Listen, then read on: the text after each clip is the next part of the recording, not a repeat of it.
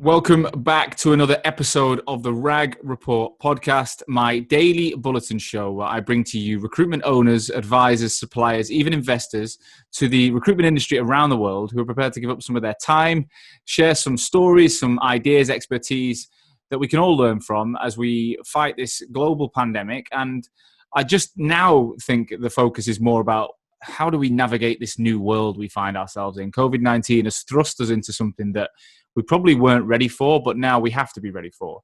And today I'm excited to be joined by someone I've spoken to on and off since the very early days of both Hoxo and the podcast. I know he's been an active listener and someone I caught up with a couple of weeks ago and had a really, really interesting chat with. So Ben Andrzejewski is the director of Umbilical Technology. They're an agency headquartered in Leicester, where they focus on engineering innovation around Europe. They've also got a life sciences, medical focused part of the business as well. But Ben's interesting story is that he comes from an internal recruitment for recruitment agencies role and then flipped himself into like a BD director effectively for going out into the tech market. So it's not normal. It's not the usual route that people do to get to director level in a recruitment organization. So I'm really interested to know not only how he's done it, but what life's like on both sides of the fence and what's going on for him now. Before I do, I just want to mention our sponsor, Rise Recruitment Ventures.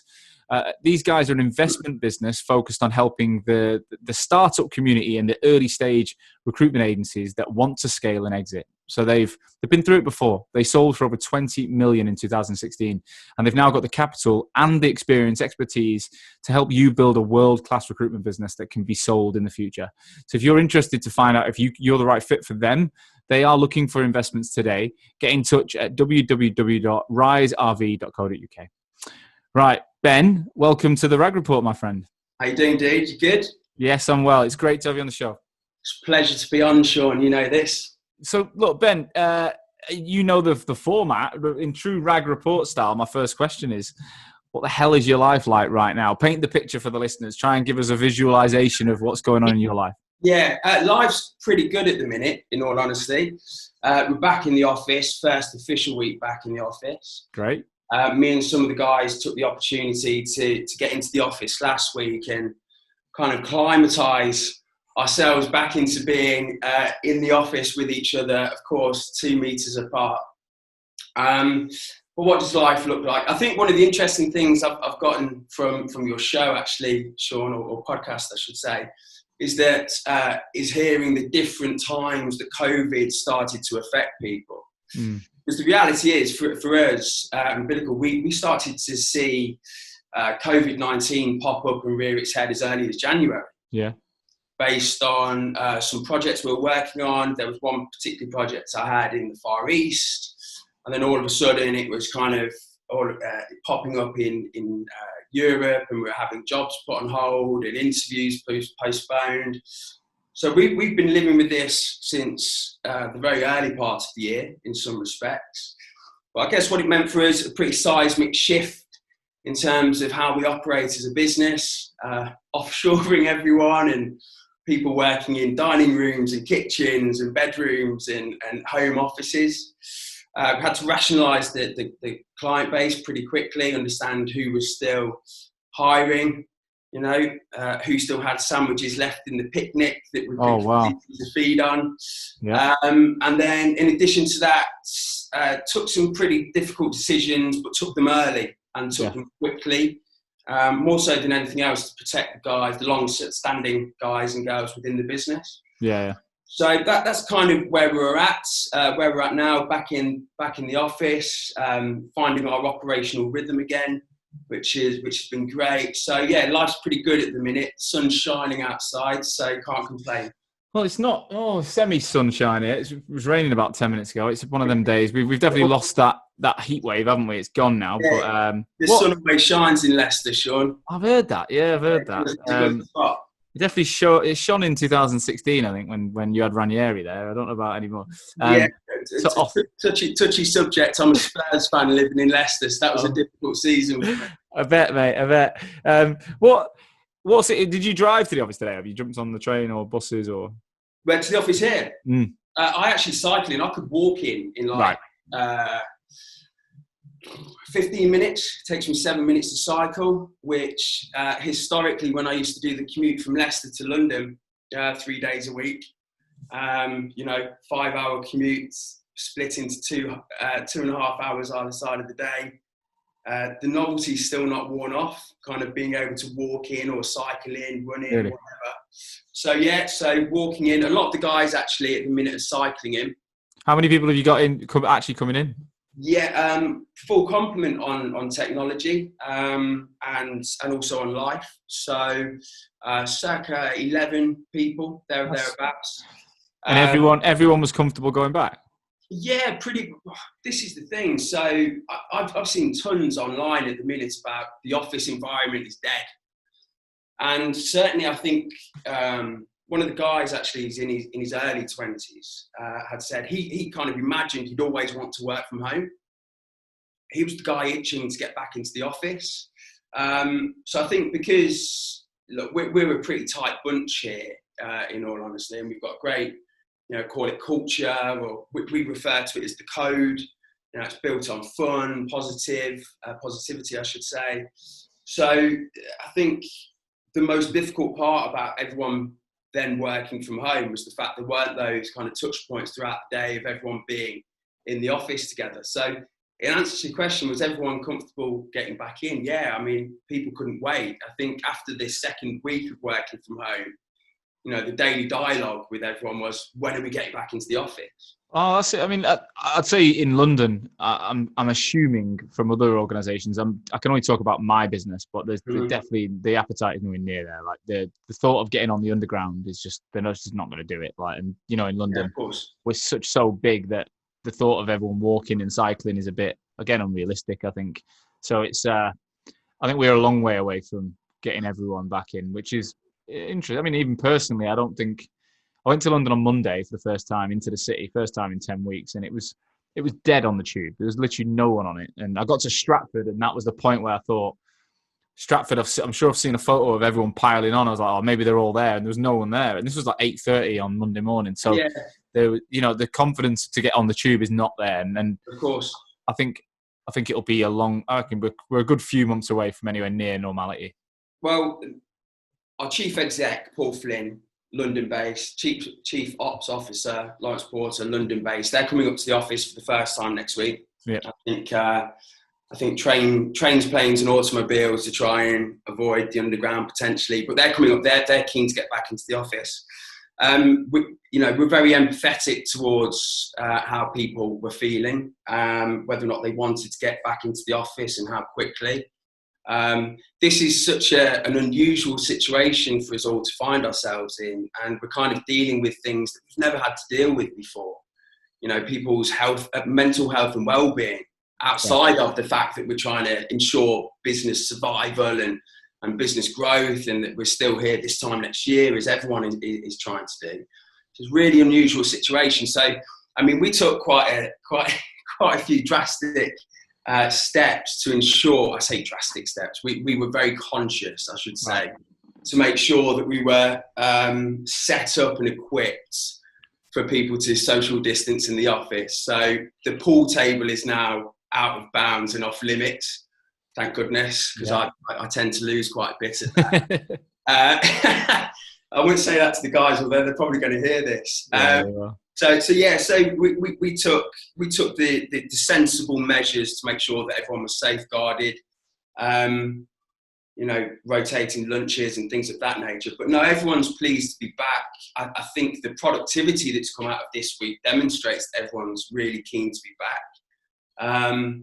And I'm a huge advocate of the office environment. I think that buzz of a sales floor is key in what we do, really. I genuinely believe there's two. I've said it on nearly every episode. I think there's going to be two camps, maybe three camps, right? And I think the polls on LinkedIn probably indicate those camps, right? Those that want to be like you, saying like the sales floor, bring it back, get it back to normal. You got the guys that are going to want that split ratio. Mm-hmm. Who are like, and they're navigating this ratio. I think it's all about ratios. And then, how do we get 20 staff into a 10-man office over the week? like that. Mm. And there's, you know what, I used to recruit into the change management space back in the day. And I was placing people in London, in the London insurance market in 2015, 2016, when the cheese grater popped up.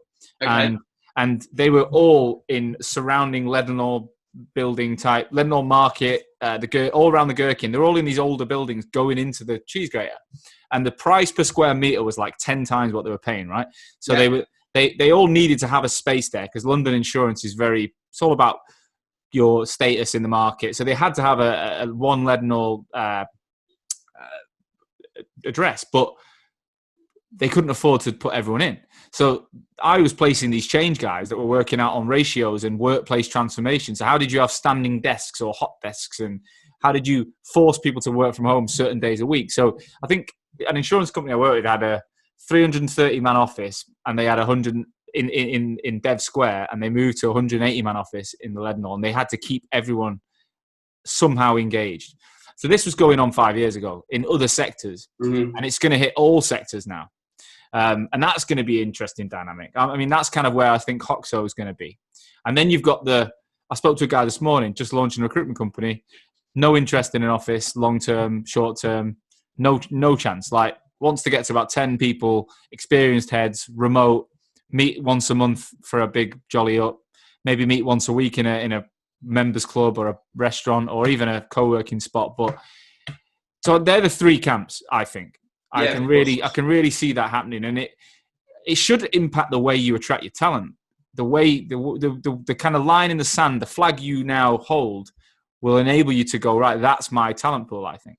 Yeah, of course. But I think it's been like that for a very long time. You know, you talk about millennials, you know, the whole piece about millennials. What do millennials look for when they're joining a business? Well, you know, there's this whole online journey that people go through that they weren't going through 10 years ago.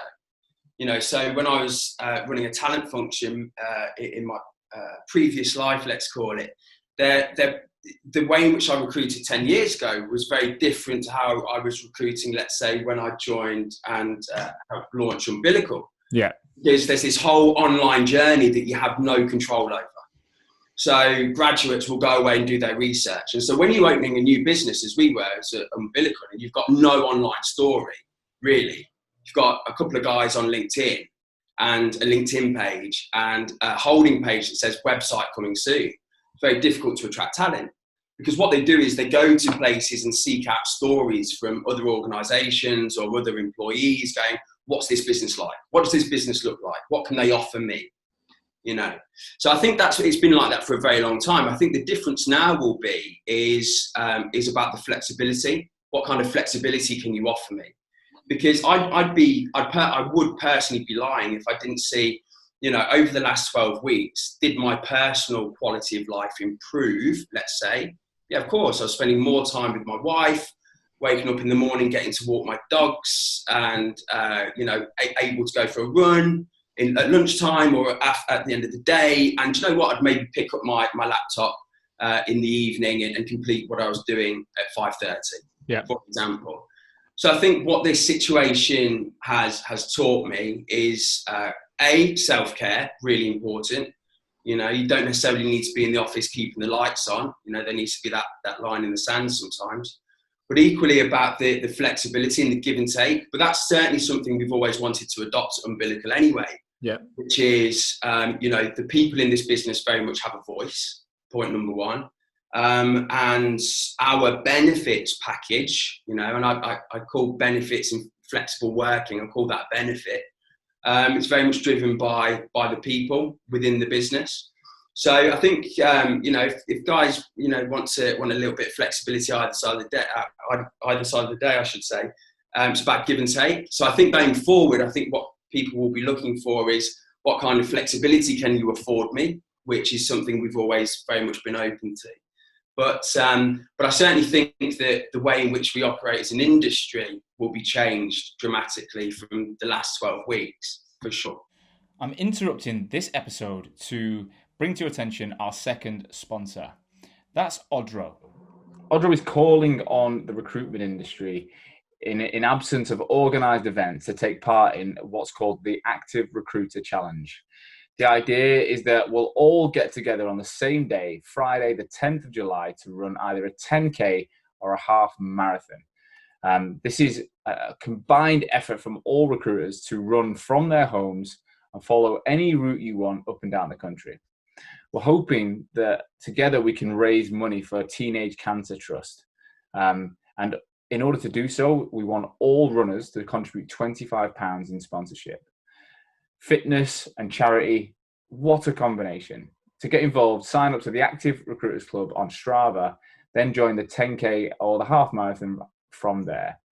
Strava will then track our times so that we can use them and find out how we are competing with our friends and colleagues. There's also a runner's pack with numbers and wristbands, which will be sent out from Odro once you get involved.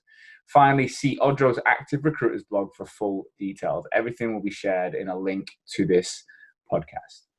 So I think if guys want a little bit of flexibility either side of the day, I should say, it's about give and take. So I think going forward, I think what people will be looking for is what kind of flexibility can you afford me, which is something we've always very much been open to. But I certainly think that the way in which we operate as an industry will be changed dramatically from the last 12 weeks, for sure. 100%. So let's go back a little bit then and find out a bit more about that move from you. So you spent a long time building out recruitment teams, right? Was it Cordant you were at for a while? Yeah, so I joined a business many moons ago called Primetime Recruitment, which was based at the Walkers Stadium. And like most people, fell into recruitment. I mean, I was a bit of a naughty boy and got kicked out of university. Really? Yeah, we won't go there, but just kind of did what young guys do, right? You got me intrigued, but I won't push. Yeah, well, put it this way, Sean. I did a nursing degree, and I chose my my degree based on reasons you just shouldn't ever choose a degree on, anyway. But we were, as I said, we'll kind of leave that there. But I went to university and got kicked out. The reality was, I was actually promoting club nights at the time. And so I was getting paid a bursary of, say, £500 a month to work on the wards pretty much full time. And then I'd probably be earning that from a night at the weekend. So obviously one started to take precedence over the other. Yeah. So anyway, I kind of left university, although it wasn't my choice, and continued to promote club nights and whatnot over the course of about 18 months, and decided that, you know what, I want a career. I've always been quite career focused, or certainly always envisaged myself working in business, despite doing a nursing degree. So fell into recruitment, joined a business called Primetime Recruitment, and was recruiting sales professionals across the East Midlands, and had some success. Was really supported by a guy called Sean Simmons at the time, who kind of championed me, and I progressed. I know Sean. Quickly. Yeah, Sean's a good guy, really good guy. Still very much in touch with Sean, and kind of progressed quite quickly. Went from senior consultant, branch manager. Hated being a branch manager. Was like 24 years of age. Wasn't particularly good at it either. You know, didn't have enough experience to fall back on retrospectively. So anyway, at that point, the Cordant Group bought Primetime. Right. And they said, we've got all these growth plans, etc., etc. And they came to me and they said, do you want to launch an internal recruitment function? I'd always had a knack of finding candidates. That was always my thing, you know, good candidates, obscure skill sets. I always had them in my candidate box, as it was at that time. So yeah, started off doing that for Primetime. It then went across to the other brands within the recruitment business, and then the team grew. And then I exited Cordant kind of 13 years later as the head of talent for the group. And I was also involved with the facility management part of the business as well, built some sales academies and did some pretty cool stuff over that time.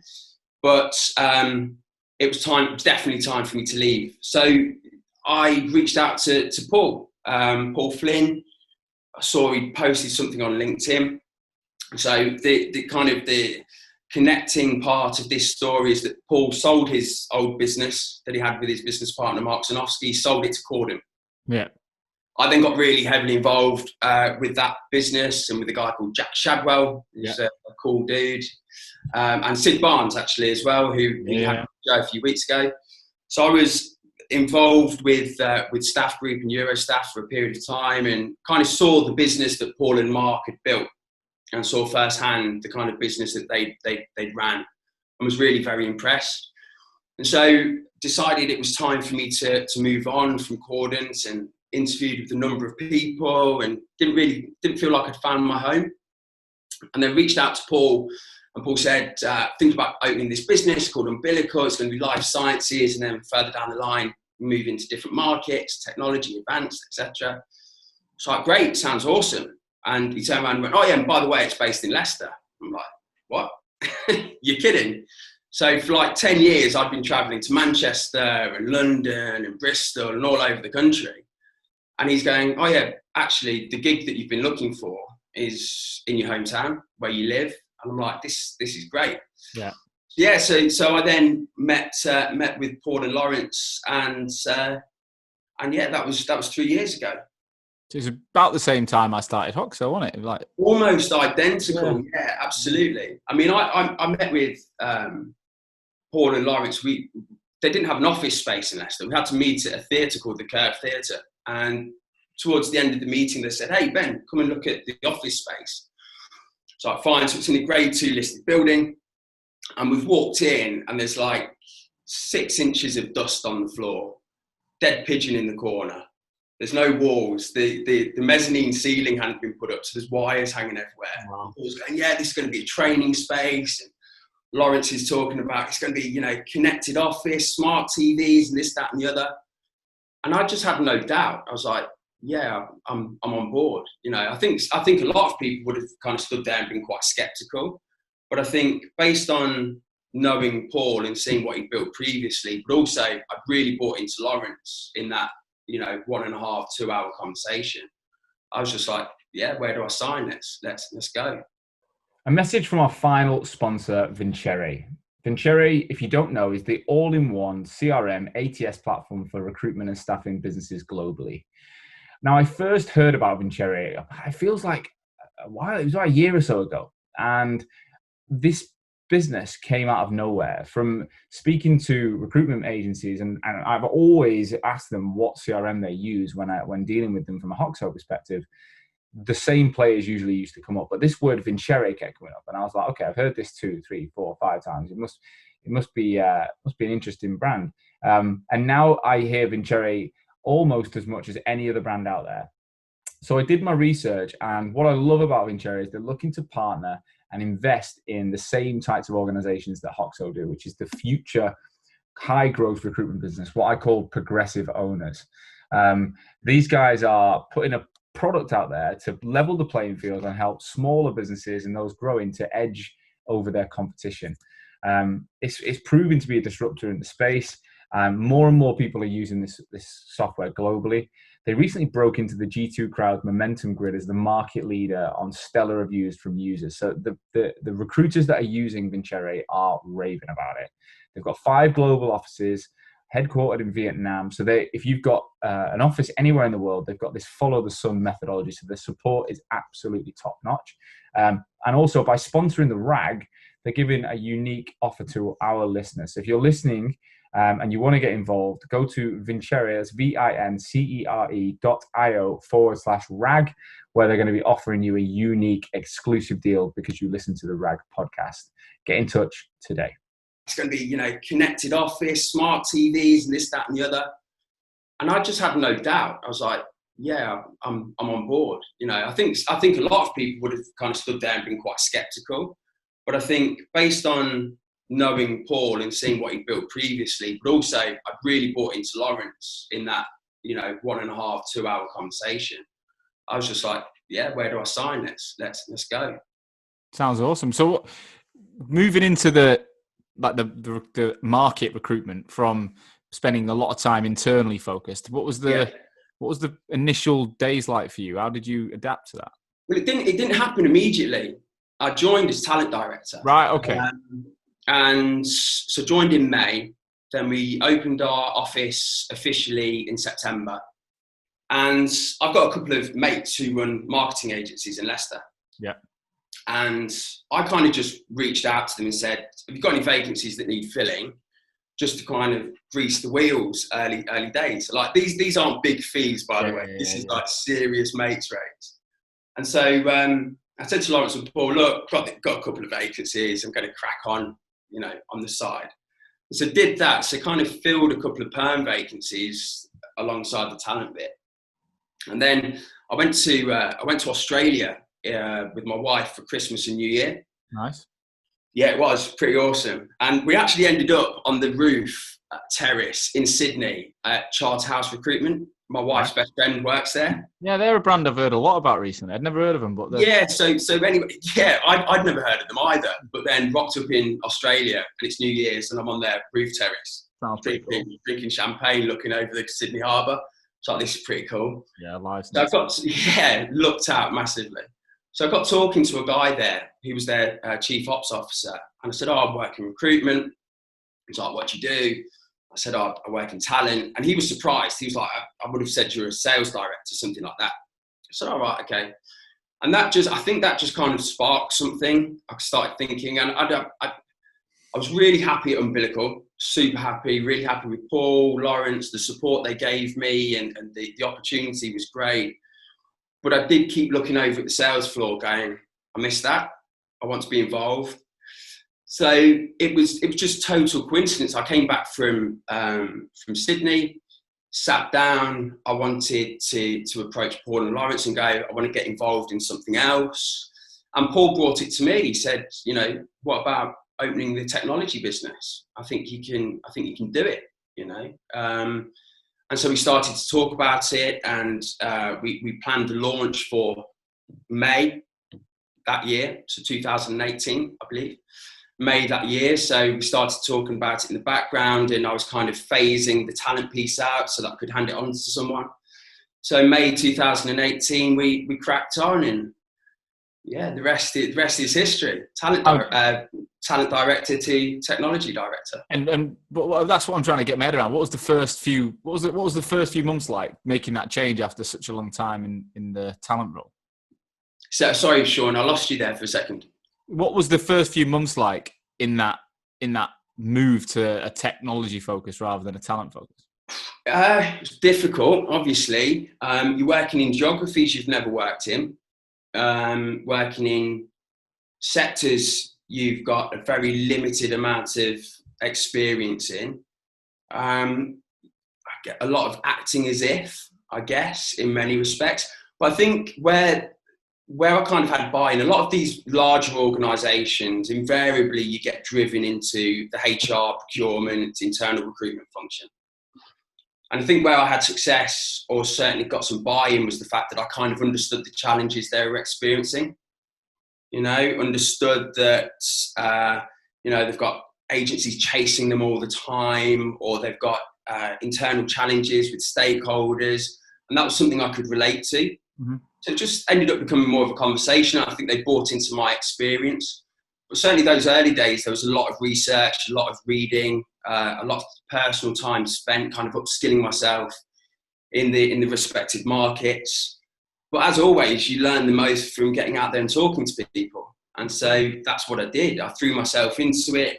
I like to think of myself as a relatively fearless individual. I meet things head on. So I just threw myself into it. But, I have to credit where credit is due. The support that I got from Lawrence and the support that I got from Paul was extensive. I mean, their experience is phenomenal, really phenomenal. If you look at the things they've achieved in their career, it's really something to be reckoned with. Well, that's where my brain's going with this conversation, actually, is where do you see, like, if I look at you now, I'm getting that young, innovative, forward-thinking, future leader, owner mindset, right? But then you're backed and supported by people that have built businesses in a previous era. Mm-hmm. Super successful. I've heard loads of amazing things about Paul. I've never spoke to him, actually, but we had a chat on LinkedIn not too long ago. How does that dynamic work then for you? Like, because, you can't build a business, I don't think, that's built in the 1990s and 2000s. You've got to think about the next gen now. Mm. what's your approach to sucking the information you need from those guys, but making tomorrow's business as relevant as it can be? Yeah, I mean, look, I think although Paul and Lawrence kind of have built businesses in the 90s and the 2000s, they are still, I consider, to be incredibly forward-thinking individuals. You know, if you think about the COVID piece, for example, Paul and Lawrence both talking about this at the back end of last year as it was kind of popping up on the news. They were going, this is going to explode. We need to be one step ahead. So they've been moving forward with it, right? So they've been, and then very much kind of asking for detail from myself and JC, who's the director of life sciences, about what's the market saying. Well, kind of how the dynamic works. That, you know, they're very open to ideas, incredibly open to ideas. When we get into the boardroom, it's a very honest, it's a very transparent, it's a very robust at times dialogue. But what's said is said, and it's said for a reason, and you kind of move on very, very quickly. But in terms of how the dynamic works, very supported. They invest a lot in the people. I think one of the really unique things about Umbilical, and this is really for anyone looking to join what I consider to be the most progressive business in the Midlands from a recruitment perspective. Anyone that's looking to join, people that certainly the consultants that work here, in some respects, are spoiled with regards to the experience they have an opportunity to tap into. Yeah.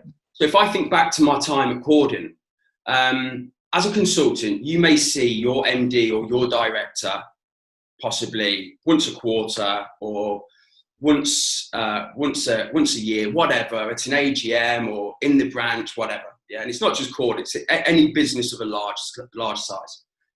Consultants here, they have regular contact with their directors, first and foremost, myself and JC. But then in addition to that, they have the opportunity to tap into and be coached by people like Paul, people like Lawrence, which in any other organisation, you just wouldn't have access to that knowledge, you know? So I think that's one of the things that's really unique about our organisation, is that Paul and Lawrence are very generous with their experience and very willing to share and willing to impart their experiences and their knowledge. And the kind of our approach is quite holistic, not just necessarily on a professional development level, but also we look to develop people personally as well. Because, you know, this is, for some individuals, this is their first job out of university. Yeah, is that what's the plans then? What's the future look like? The North Star vision for you guys? Yeah, okay. So certainly this year, I think the last 12 weeks has kind of been about rationalising everything that we've got in front of us and looking at how we get the most out of the resource that we've got. The markets that we're not in all the markets that we want to be in. You know, there's some very specific areas of growth that we want to move in. There are additional geographies. You know, we're in parts of Europe. We're not across the whole of Europe. So, you know, that's kind of being driven by our clients. We're being asked to do more by our clients in different geographies. So I guess very kind of mid-term is to add numbers into the existing markets we're in, and also into new geographies.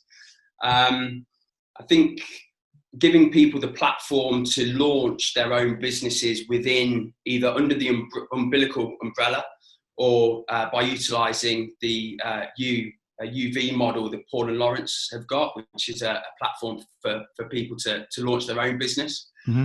So I think really, I'd say more so than anything, it's about consolidating everything that we've got and adding to it. That's kind of the mid-term strategy, I think, or tactic, I should say. I like it. What would you say you've learned the most about yourself in this lockdown, Ben? About myself. Yeah, what we've all had reflection time. Yeah, absolutely. Absolutely. I think it's quite difficult when you go into lockdown. You kind of have to start managing more closely by numbers, because that's all you have at your disposal. You don't have the kind of the daily touch points. So that's probably the piece. I think one of the bits for myself, I think I'm an incredibly positive individual. And I think sometimes blind optimism can creep in for anyone that is very positive and enthusiastic. And I think that's the piece that has really resonated with me over the last 12 weeks. I've become maybe a little bit more battle hardened to looking at things really critically. You know, the ability to say no to bad business and go, actually, I can take it or leave it. And at this time, I'm going to leave it because there's no point. So I think that's what I've learned about myself. You know, there's a book actually I've been reading. I've just finished it today. It's called Surrounded by Idiots.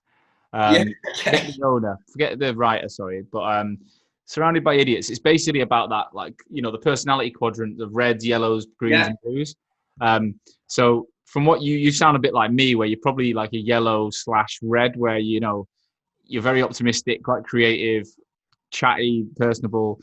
And we then find ourselves, this book's brilliant. It explains, like, you know, what motivates you, what gets you excited, how to, you know, what gets you really frustrated, how to deal with people in certain situations. And then when I'm reading it, I'm trying to, like, imagine myself and my colleagues and my family, and then working out, Christ, I definitely do drop the bollock a lot of the times. So with the way I communicate, I don't consider other people and their thoughts. I just consider it the way I would want to receive information. Yeah, totally. I'm really guilty of that sometimes. Really guilty. I think, particularly, so when you asked about the dynamic earlier on, so Lawrence and Paul, senior individuals, sometimes they just need the headlines. Yeah.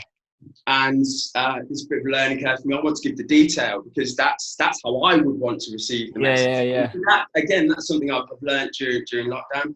But I think, as kind of cliche or sycophantic as it may sound, one of the things that I've learned the most is I've learned an awful lot about the people that work with me. So the consultants, I have been amazed by their resilience. You know, you've got some individuals that moved to Leicester for the job. You've got other individuals that have moved out of home and bought their own house or started renting their first property, whatever. And then lockdown hit. And so all of a sudden they're thrown into this environment where they're working by themselves. They've got less than 12 months experience, or rather less than 18 months experience. And they're doing deals. They're doing deals in lockdown with businesses in a different country, that you speaking to them in their second language. And then at the end of the day, they're going, thanks for all your support. And I'm like, no, thank you. Yeah. So I think the biggest thing that I've learned is just how resilient the people we have within our business. And I said this, I said we had a strong crew going into it. I think we've come out as an even tighter group of individuals as the back end, because, you know, we would run through walls for each other. So I've been amazed by their resilience, and that's definitely something that I will learn and take from this whole situation and cherish. And I've got nothing but respect for the people that have gone through this at Umbilical. I love that, Ben. I think that's a really nice place to finish the show. What I'd love to do is keep an eye on your journey and get you back in the future, because I genuinely, I love the energy, I love the passion, I love the optimism. I'm definitely on your wavelength. I'm not. I can be critical. I think it's sensible to be critical, but at times like this, more than ever, you know, optimism lifts us, right? It just lifts us. It lifts people around you. And I'm not always the leader of it. Sometimes I need to be lifted, but I try. I definitely focus most days on how can I be the best version of myself, a best version for others. Yeah. And that I get the same vibe off you. So I've really enjoyed it. You take the learn, don't you? You take the learn from every situation. And if you fail, you take the learn, then, you know, you can go ahead and win. And that's kind of the ethos and the mentality here at Umbilical. And it's kind of how I try and live my professional life. So yeah, Sean, thank you. I think what you've done over the last 12 weeks by providing a commentary to the industry has been exceptional. So all power to you and the RAG report. And it's been an absolute pleasure. So thank you very much, my friend. Well, look, thanks for listening. And guys, I really hope you've enjoyed another show. It's been incredible, the feedback this week from releasing the 50th episode. A bit weird on my own, really enjoyed it. But the feedback's been incredible. So thank you to everyone who's listened and sent me a message. We are heading into a new world. This podcast is all about helping you guys deal with what's going on at the moment, but also getting excited and optimistic about where we're heading as a sector, because there's some really exciting times ahead. If you enjoyed the show and you enjoyed the show in general, do me a favor. I don't ask for you to give me any money to listen, but I want you to share the show. Give it in WhatsApp, text, email to whoever you think would benefit from the business, because together we're all going to get through this and be stronger. I'll be back again tomorrow with more insights. In the meantime, you stay safe, and I'll see you soon.